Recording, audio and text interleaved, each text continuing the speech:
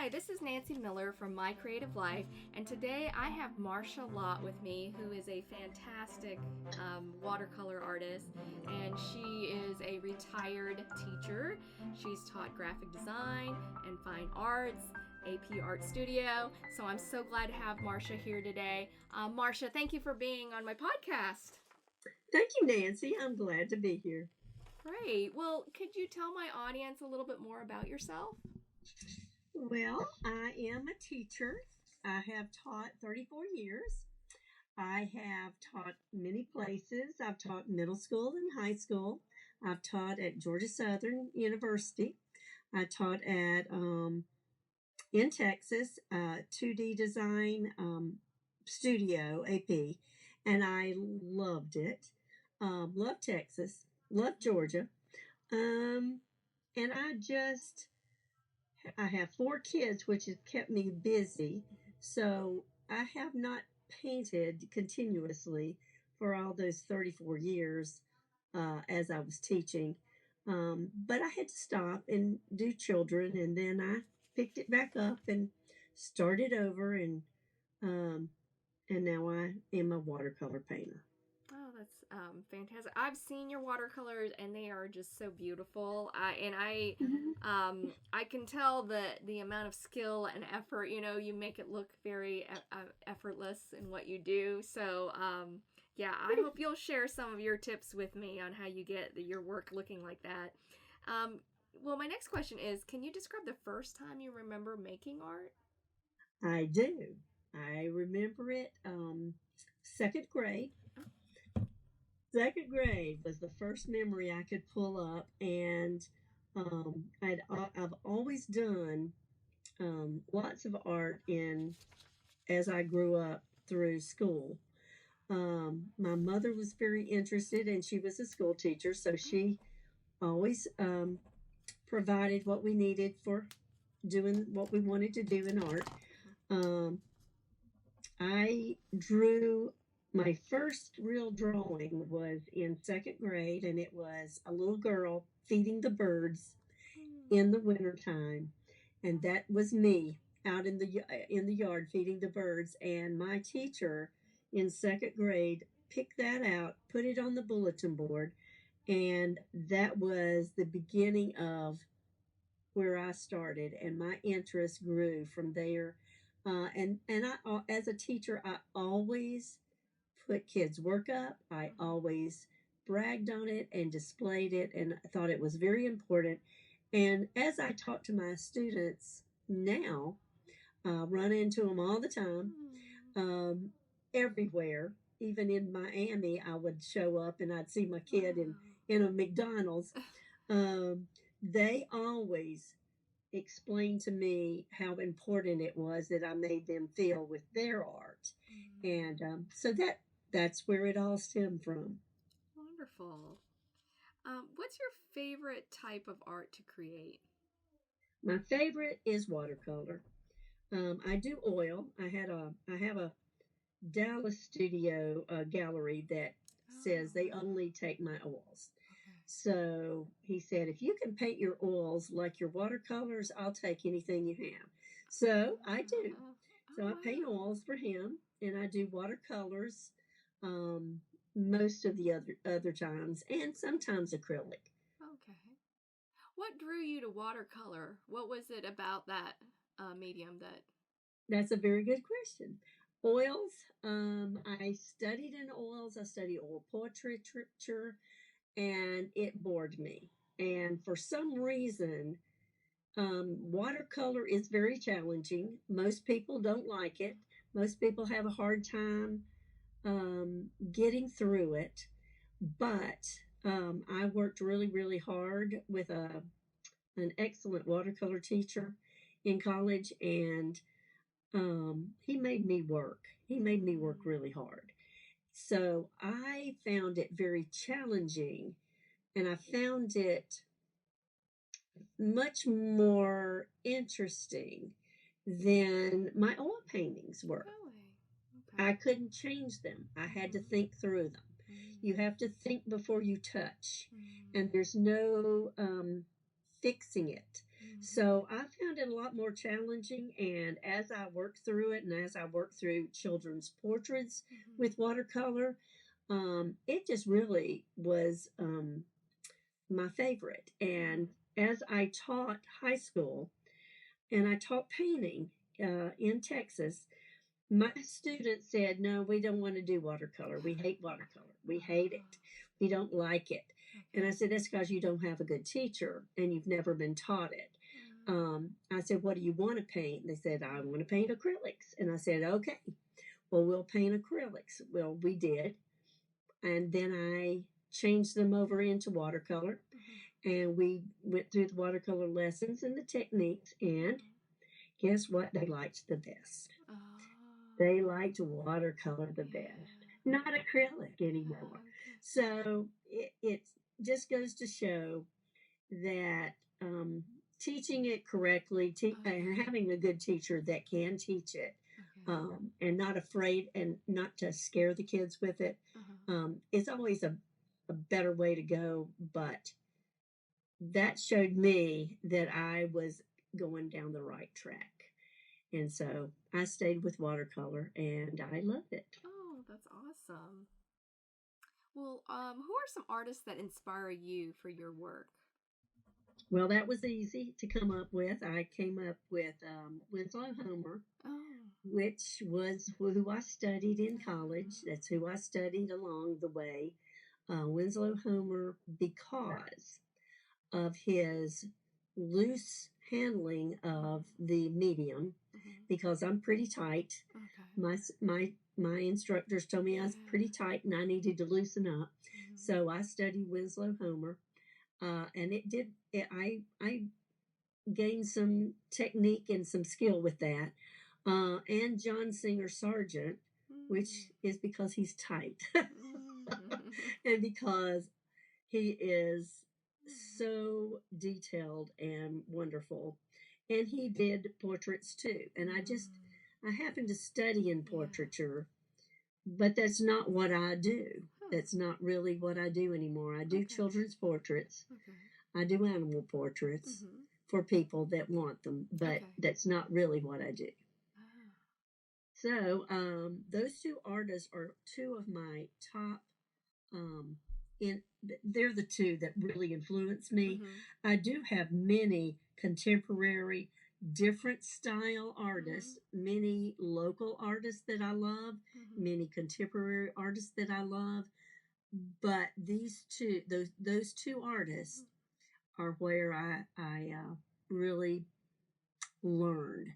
And most people seeing you have to see my artwork, but most people think I'm influenced by Georgia O'Keeffe, and that wasn't even part of it.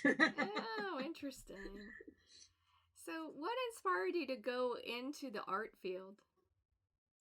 I have always I can say my mother. I'm originally my ancestry is Dutch.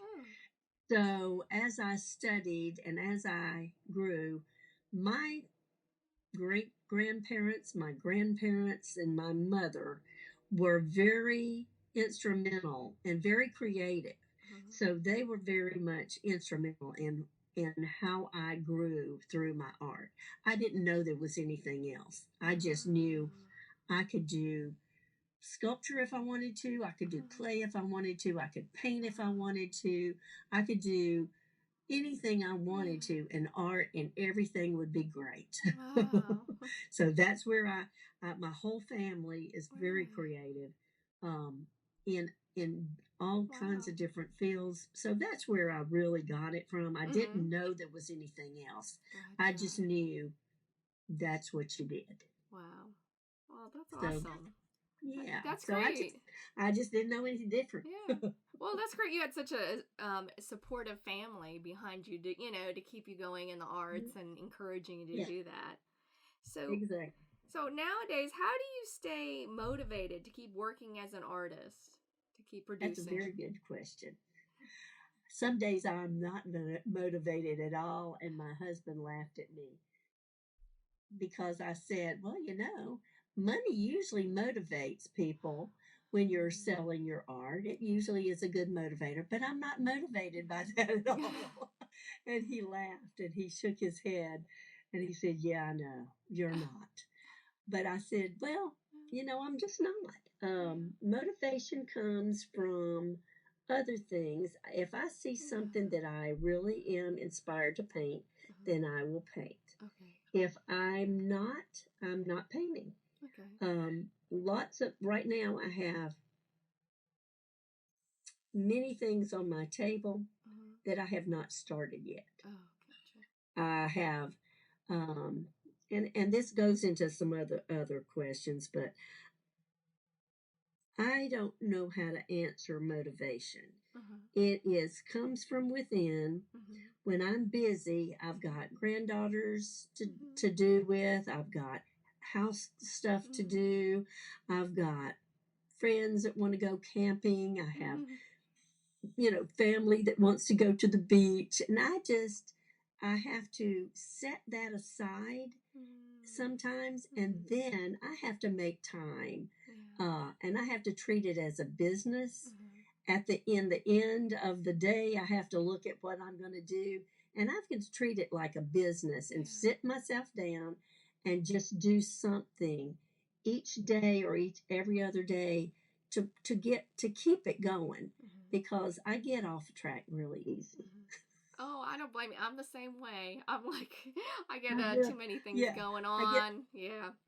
get off track Yes. really easy, and creative people do that. And I always taught students that they would get off track, and they were the ones that had a hard time with math, and they had a hard time with some of their classes. And I do the same thing. I get so off track that I have to bring myself in. Motivation is one of those things that's really hard because sometimes I'm not motivated and sometimes I'm real motivated, but I've got too many other things to do. Yeah. So it just depends. Yeah. It's life. It's the way it goes. That's true. Well, and I was curious, so how do you find, because how did the galleries that you mentioned that will take your oils and your water, how did they find out about you? How do you connect with those galleries? Well, just by chance. I go down, I look, and the oil gallery in Dallas, we had a very nice nonprofit auction one time, and I took one of my watercolors down to be in it. I gave it away for auction, and when he looked at it and he saw it, he said, "Do you paint oils?" And I went, "No, I'm really a watercolor painter, but I paint oils. I just don't do it a lot because with 4 kids running around the house, it's not a really fun thing to do. So I stick with my watercolors." And so he said, if you could bring me some of your watercolors, and if you could paint, um, like that in oil, I would take anything you had." So I gathered up my stuff and I carried a bunch of my watercolors down to him. And he said, and this was very interesting to me because I always wondered. I never called myself an artist as I was a teacher. I never called myself an artist because I was an art teacher. However, when he saw my work and he said, "An artist is someone who can paint in different styles, in different media, in different ways, and express um, what you're trying to express." And I said, "So what does that mean in your world of gallery?" And he said, "Everything you painted and brought me in watercolor, if you could do this in oil, I would take it all day long." And so I thought, but what if I don't want to paint in oil? Maybe I'll just take it somewhere else. But then the money starts talking, and then you go, "Oh, well, okay." So I got together. I spent a summer doing about 3 large florals, Oh. big florals, and they were 40 by 60. Oh. And he took them all Wow. and he sold them. Wow. And the money was good. Yeah. So, but yet, here we go again for Yeah. motivation. Yeah. I have not touched oils again in the past 10 years. And that's 10 years ago. Mhm. But see, 10 years has passed. I have been working, I've been teaching, I've been in graphic design, I've been at the colleges at Georgia Southern, and I have been all over the place doing all kinds of different things. So there was not any time to get him something, but the next time I send him something, he'll take it. Oh, nice. So we just stay in contact, and then luckily I have a gallery in Seward, Alaska, which I just happen to have taken 5 or 6 of my watercolors of seals and otters and um, puffins that I had painted for a man in St. Paul Island in the Bering Sea. Wow. And I just happened to have them with me, so I took them over and I said, I just want you to look at these and see if this.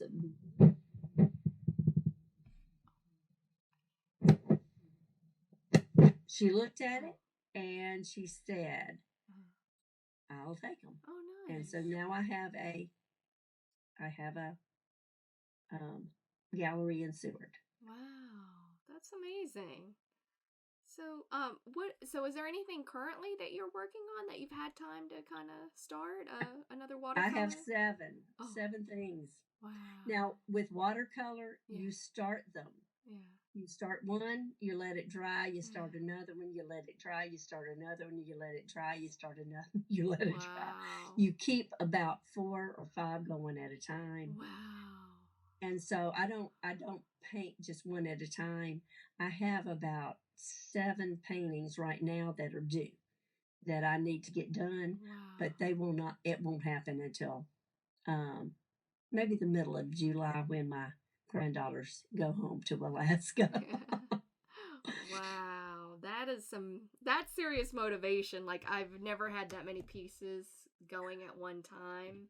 Well, it's just that they're due. They need to get done. They've been waiting on them, and I need to get them done. Gotcha. So that's motivation. So where's your favorite place to look at art when you get a chance to? Really, I like to go to the museums, but when you're working and you're running around and doing everything else, the internet, I will say, is my favorite because I can see everything. I can see a lot. I can get a lot of inspiration. I can get a lot of ideas. I do a lot of different styles of work. So I like looking and seeing what is popular and what people are doing. Oh, that's great. So, what's something that you find is indispensable in your studio that you just can't live without? The one major thing that came to mind when I do my drawings is an eraser. And the eraser, I love my erasers. I have my favorite one says delete on it. And it's I like all kinds of erasers. I like all the kneaded eraser. I like the gum eraser. I like the vinyl erasers. I like but that is your best friend. That is your best friend.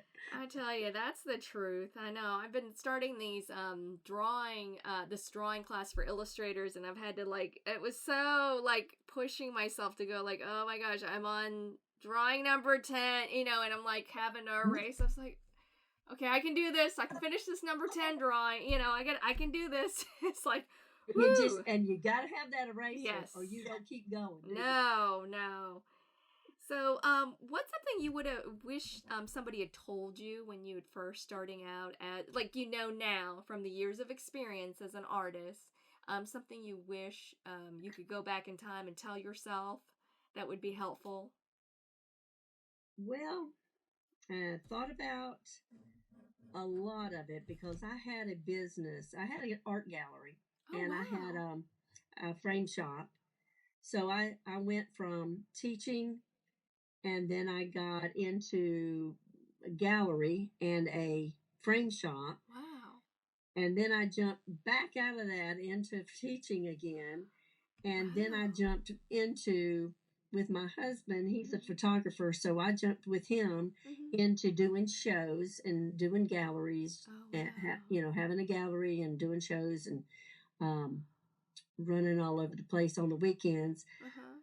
But the best thing and the most important thing is that I know, and I know now. Oh, what's that? Um, I learned an awful lot doing my gallery business Okay. with financing and pricing, and making sure that you know what people like, and Okay.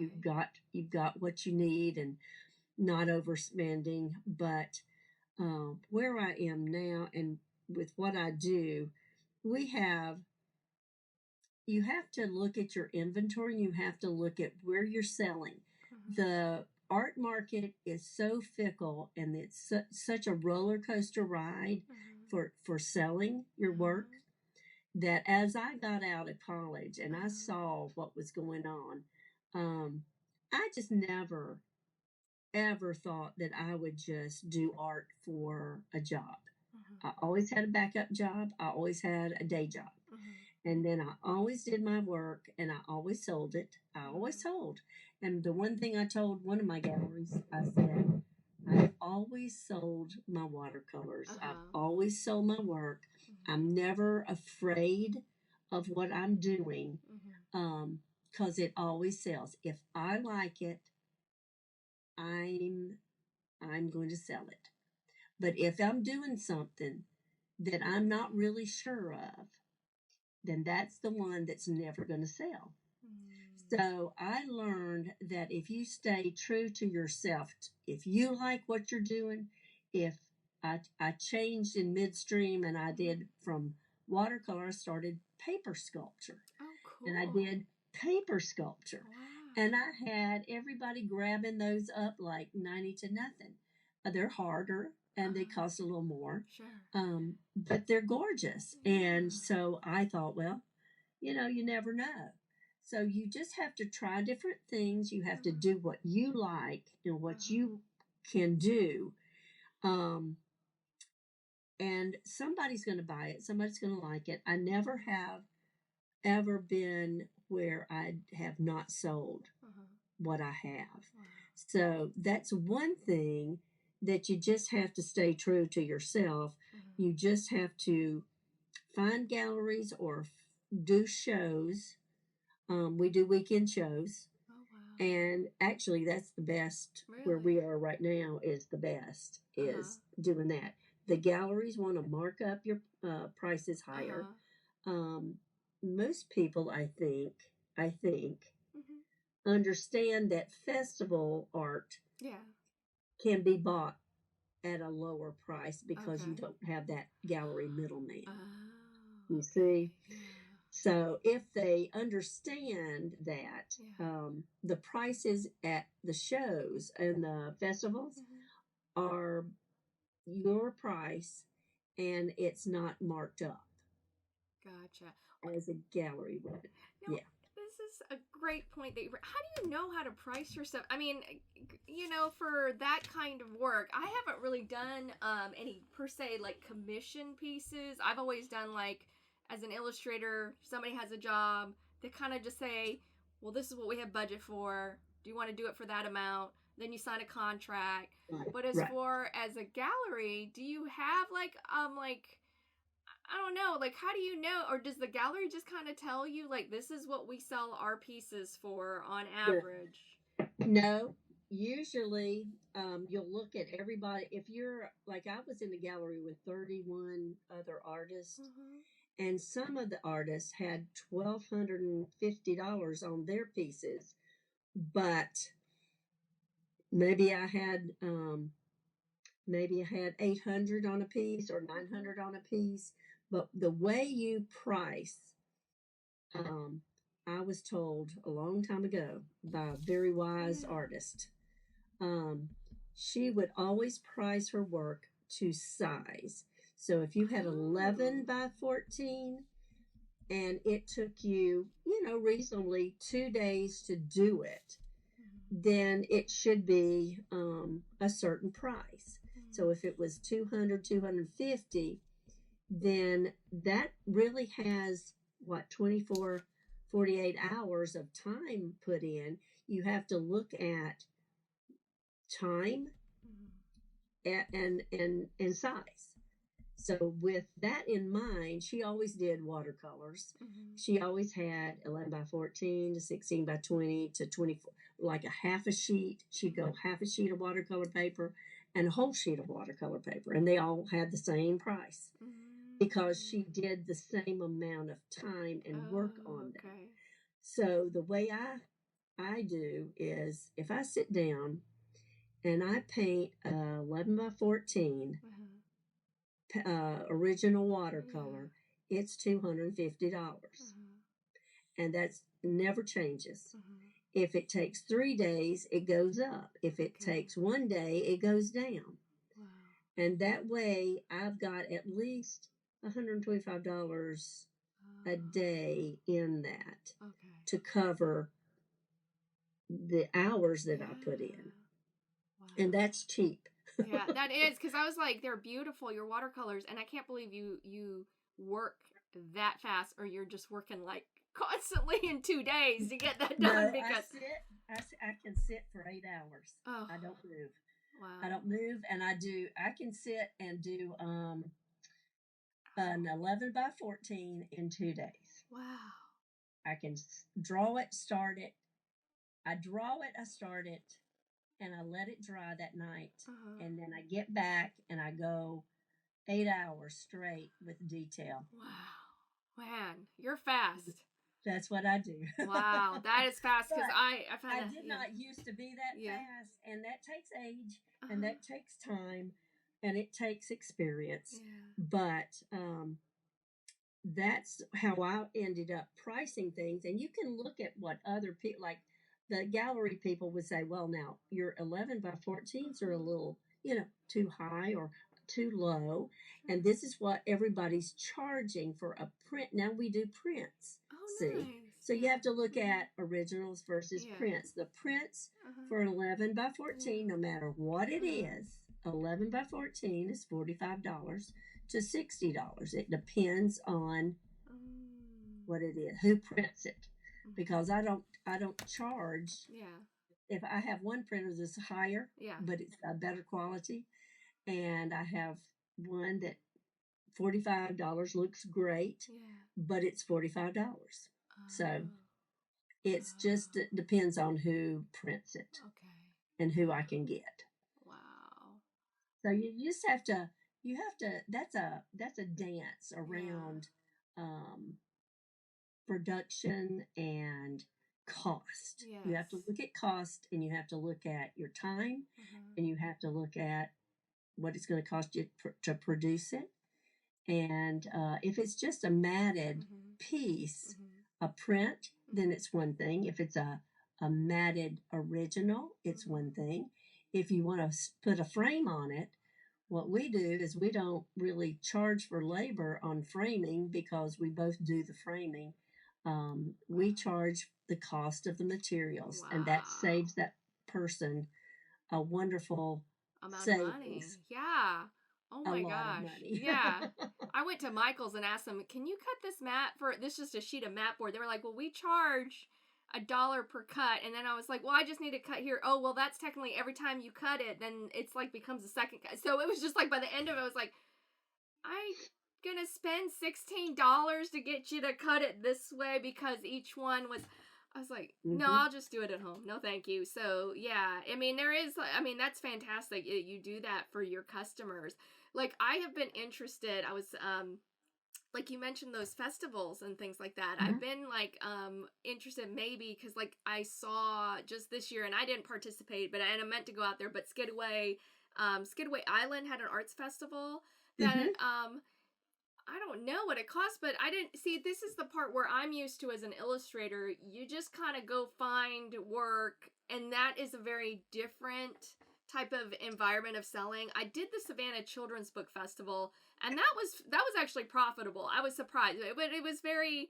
I wasn't used to talking to people. That was definitely new, and answering lots of questions. But it was actually a lot of fun, and I covered my costs and made a profit. So then it made me think, well, maybe I could try to do this at like something like Skidaway, sell my books that I've illustrated, sell some prints and cards. But I was like, how do you know when? Because they usually have some kind of fee. They'll say you've got to pay this fee for your table space or whatever. Right. How do you know that you're gonna make above and do you go and scout these, or do you just go and then you just try it and see whether it's gonna work for you or not? There is a large festival magazine that comes Oh. out that once you're in the business, you know that, and you can look Oh. online. Okay. It's a large festival, and it tells you every festival in the Wow. United States, when it is, how much it's going to cost. Okay. Some are jewelry, some are not. Okay. Some are arts and crafts shows. Some are Okay. art shows, fine art Okay. festivals, and they're either run from 125 a space to 450 a space. And what guarantees you? Nothing.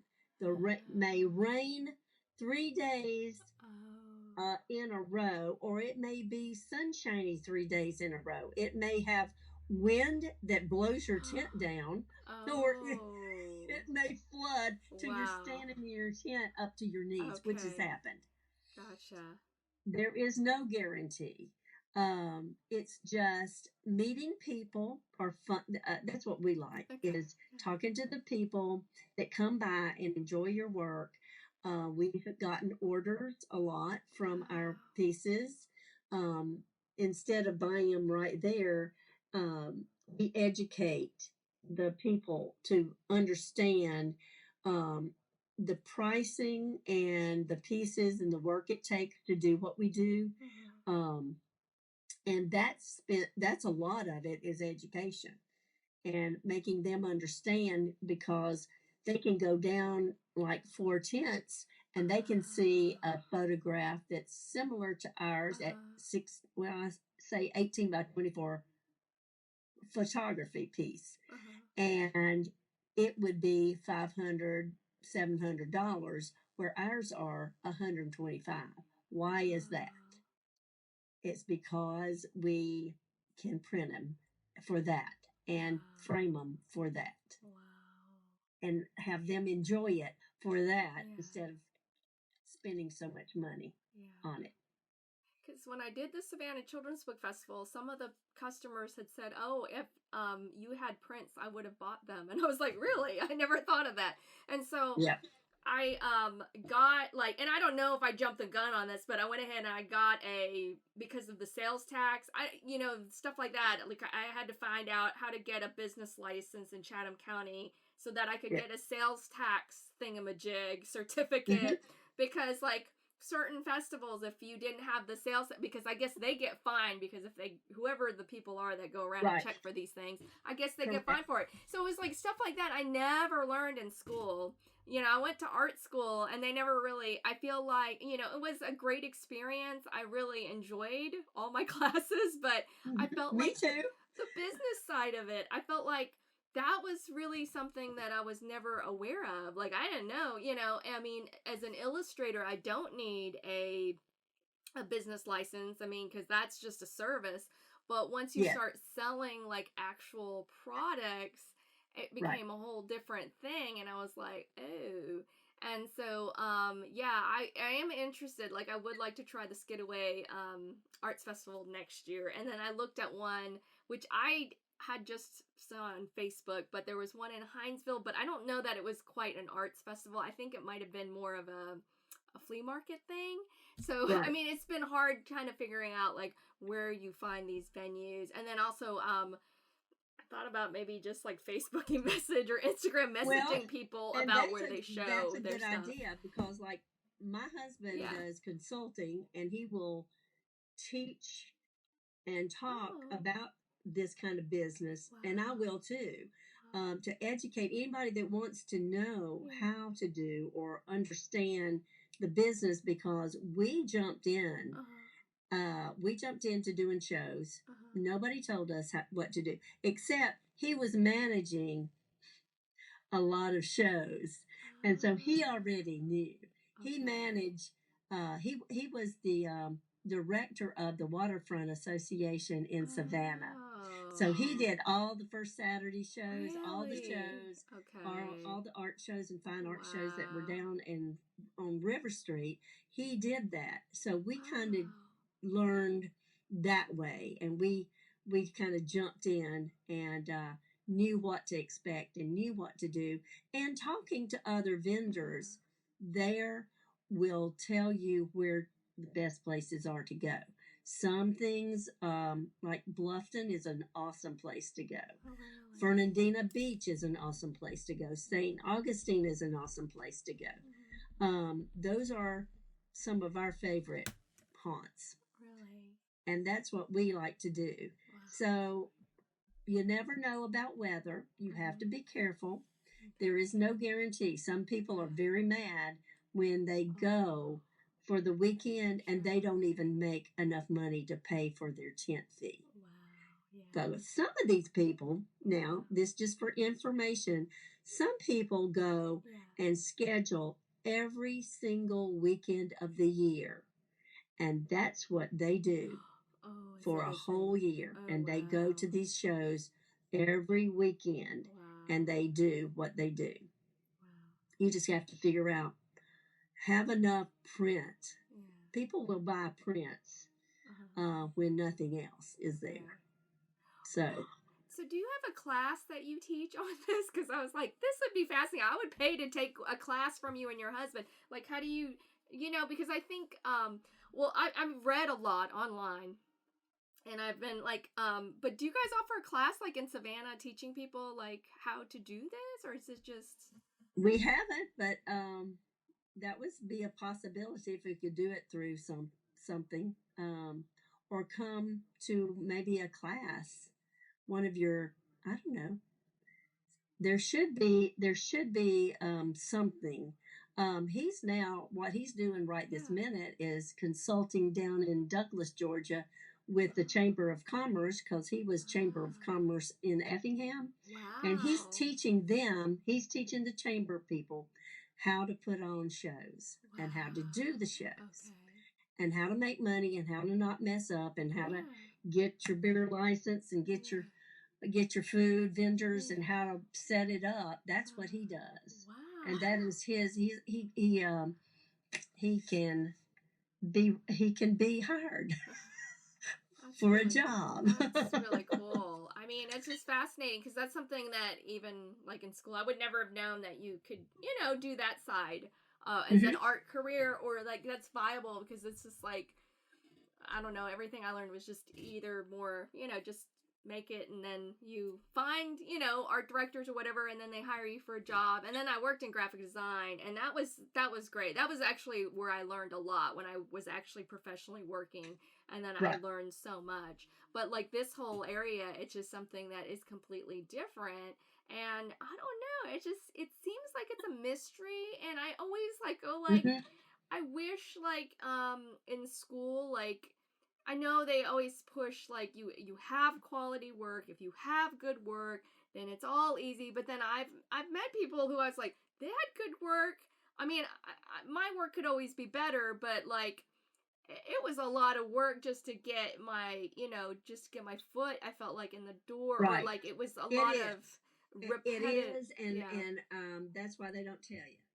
But see, like when I'm a graphic designer, and when I work on logos and when I work on anything graphic design, and I'm working I just finished a logo for a company in Alaska. Oh, cool. And, I just did what they wanted. I did. When we went back and forth until we had the logo ready to go, and they were happy with it. And there's that kind of work. And then there's me doing watercolors that I want to do, and I put them out there to sell. two totally different Yeah. marketplaces. And so that is a learning. Well, when you do a festival, you have to have a tent. Mhm. You have to have a certain size tent. You have to. It has to meet specifications. You should have some weights to hold it down so it doesn't blow away. See, I wouldn't even think of Um, that. I mean, well, just like, you gotta have you you have know. to have a lot of stuff. Yeah. Wow. And so that I can talk to you Yeah. um, Yeah. about. Yeah. But that's Yeah. one thing that people need to ask. Yeah. What we used to do is just go to the festivals and talk to the vendors and say, which tent do you like the best? Which Ah. lighting system do you like the best? Wow. Which walls do you like the best? And I found Interesting. a tent that I liked, and it Yeah. has worked until now. And now we're Yeah. gonna probably find something different that's much lighter for us to Mhm. put up, um, because this one's really a gorgeous tent, but it's Mhm. too heavy Ah. for us now as we get older. So, That's so we want something lighter. yeah. And so anyway, That's you just amazing. ask, and it's a Yeah. lot of talking, it's a lot Yeah. of asking, but vendors are wonderful. Mhm. Everybody out there is just wonderful, and it's Uh-huh. like a big family once you get started. Uh-huh. And that's how you find out, because Okay. that's the only real help, except us, that you can figure it out. Oh, that's great. Well, because like I now that I remember, I did go to the one Savannah Children's Book before I went and showed. I did go and I did meet some really nice people. I just went up to the some of the people and I just said, hey, how'd you get a table here and what do how much did this cost and what'd you do and this Exactly. and that. So that's a good point. I didn't think about it with the festival. I don't know. It's always very odd because you feel like, oh well, they're working. I don't want to interrupt them while they're working trying to sell their stuff, but that is the best way. I mean, and then to get some information and Yeah. that and find out and learn how to do it because yeah, I think I need to hit some festivals, check them out, and see what other people are making and selling and seeing what works. Um, but that gives me courage to do it because I think I have ideas in my head, but sometimes I think they're crazy. And then if you talk to somebody else, No, it's you go never find out crazy. and see if it's just me. So, but yeah, but oh, and then I have one last question, Marsha, Yeah, for you. yeah. Okay, so this one's a deep question. At the end of your life, you've made all the art you've wanted and you've lived a full life. If there could be nothing left behind of your existence but a note you've written with three final truths, what would those truths be? Please yourself in your art Mhm. creations first. Trust your creativity. That's the one, number one. Mhm. Number two, always move forward, even if you fall. Keep moving and never give up. Those are Wonderful. my major things that I can hear myself saying to my kids, Mhm. to 34 years of teaching art and graphic. That's what I said. Keep moving. If it doesn't work, you keep moving till it works, and you Mhm. keep moving and never give up. And that's that is my words of wisdom for today. Well, thank you, Marsha. I mean, that's awesome. And it makes me feel good to hear somebody who has so much experience as an artist, as a teacher like you, and you've been able to do so much. Your work is phenomenally beautiful. I just go like, oh my gosh, I would love to just watch you paint. I think that's one of those things that if you ever have time, like maybe in July when you're finishing up, I would love to come and just watch you paint.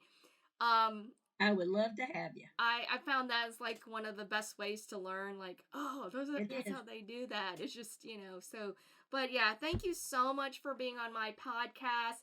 And I think a lot of people will find this fascinating, and I've just learned so much. Every single person I've interviewed, because they all do different kinds of art, Uh-huh. I've learned something. I mean, I really have. I feel like, oh, this is fascinating, and that's why I started doing this because I felt like it was very isolating being an artist. Like I feel like once you get It out of school is. and Mm-hmm. you kind of drop into your own thing, those Mm-hmm. connections, the critiques that we used to do, the just the everyday talking to people who aren't people. I mean, and my students, yeah, they do art, but it's like it's just different because you're more focused on them and what they're trying to accomplish. And so Exactly. doing this has really made me feel like I'm not alone, and there's hope. Marsha's doing it. Marsha's been doing it for years, so it's great. I've been So doing it for a long time. yeah, and it amazes me because you do graphics, you do the painting and the oils, and I'm just like, wow, the 3D paper sculpture.